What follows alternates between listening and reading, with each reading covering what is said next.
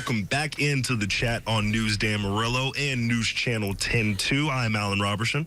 Good morning, everybody. I'm Rhonda Lahnert. And I'm still Thursday Eve Chuckalicious, Chuck Williams. I know that's right. I know it. Absolutely. Got some time before we get into the top of the hour. But, of course, be remiss if I didn't bring in this Lacey Beasley coming in today with Opportunity School. Lots of things to talk about as well, especially when it comes to education, early intervention, things of that nature. So, Lacey, thanks so much for joining us this morning.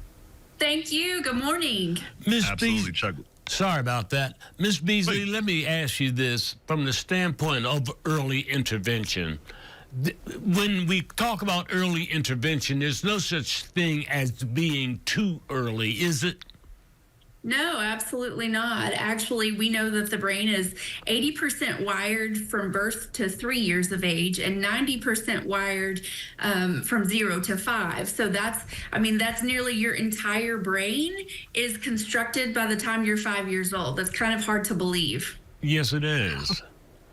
When we talk about early intervention, so what we're looking for is a way to help the children, obviously. What are some red flags that you would say would identify your child as a child that needs some help and some intervention?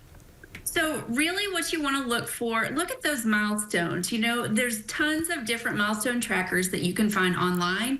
The CDC has good ones. Texas Early Childhood Intervention has some great ones.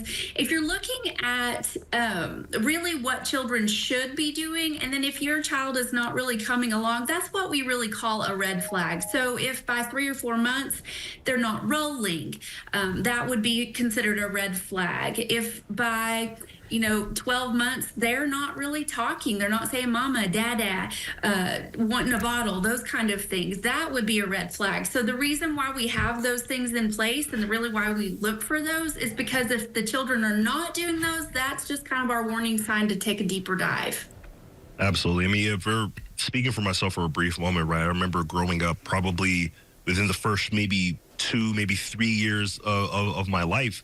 I went through speech therapy, went through the whole thing. I had a little bit of a speech issue, if you will, I was very agitated to a certain point. It took me a while to, stand aside and kind of get the proper education, get the proper intervention tools that I need as well. So, I mean, when it comes to this initiative, I mean, I can only imagine the amount of just countless things that have been impacted, the countless positives from that as well. Talk to us a little bit about some of that feedback when it comes to parents in this process with early intervention. So a lot of parents say some things like that. They're like, well, they're just little. They don't really need to do all of this, whatever. Really, it's so interesting. What we look for, if you look at speech therapists, for example, there are so many things that they can help a child with, not just speech therapy, but also feeding therapy. So if you go ahead and look at that oral motor piece and those kind of things, those are things that can be addressed also. Is that kind of what you're going with? Yes. Yeah, absolutely. Okay. Yeah. Everybody says, oh, we could just wait till they get to elementary school. And yes, they probably will catch it. Yes, they probably can catch up. But the earlier we go ahead and intervene, some of those things can be really corrected super early. And then by the time they get to elementary school, they're ready to learn. They're ready to do the things that they need to do to be successful in life. And so you're not having to stop and then make those corrections and interventions at that point. Absolutely. I see a lot of times that when you talk about that early childhood development, there's a whole lot of pushback on that from the standpoint, oh, well, he's just a little boy. He's just a little girl.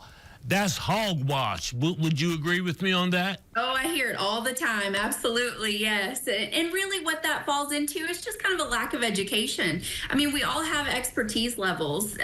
You guys are all about the news and what works with the news. I'm all about what works with child development. I've been doing this for 20 some odd years.